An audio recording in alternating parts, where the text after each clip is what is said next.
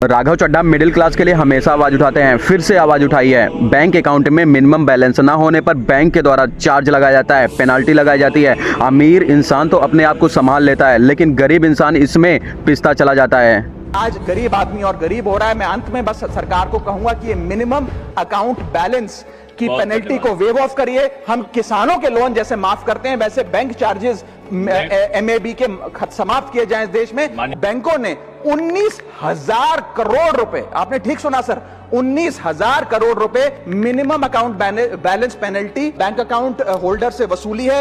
ये सबसे smallest account है, सबसे पुअरेस्ट बैंक अकाउंट होल्डर्स हैं। राघव चड्ढा ने बताया है कि बैंक ने पिछले 3 साल में 19,000 करोड़ रुपए कमाए हैं बैंक अकाउंट में मिनिमम बैलेंस न होने पर। फर्ज करिए एक मजदूर जो 500 रुपए की दिहाड़ी कमाता है रोज, कई हफ्ते महीने सेव कर 6,000 रुपए इकट्ठा करता है, बैंक में खाता खोलता है बड़ी हिम्मत करके और 6,000 रुपए जमा करता है। एक दिन कुछ महीनों बाद जब आपदा आती है, उसके घर में कोई बीमार हो जाता है, तो वो 6,000 में से 2,000 रुपए विड्रॉ कर लेता है अपने खर्चे के लिए, बचे 4,000 रुपए। लेकिन बैंक कहता है कि कम से कम 5,000 रुपए का मिनिमम अकाउंट बैलेंस होना चाहिए। उस बेचारे गरीब को तो पता नहीं।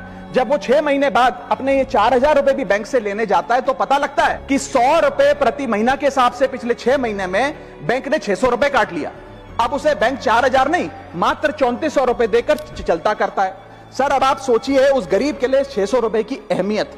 और बैंकों की हालत यह है कि कई बार तो ये चार्ज लगा लगाकर आपका बैलेंस नेगेटिव में पहुंचा देते हैं। आप सभी को मालूम होना चाहिए कि सभी बैंकों के अलग अलग मिनिमम बैलेंस रिक्वायरमेंट होती है। अगर आपके अकाउंट में मिनिमम बैलेंस नहीं रहता है तो आप जब भी पैसे डालते हो, आपके अकाउंट से पैसे पेनाल्टी लगाकर काट लिए जाते हैं। तो इसी बात पर राघव चड्ढा ने आवाज उठाई है। मिडिल क्लास के अकाउंट में हमेशा पैसे नहीं रहते हैं।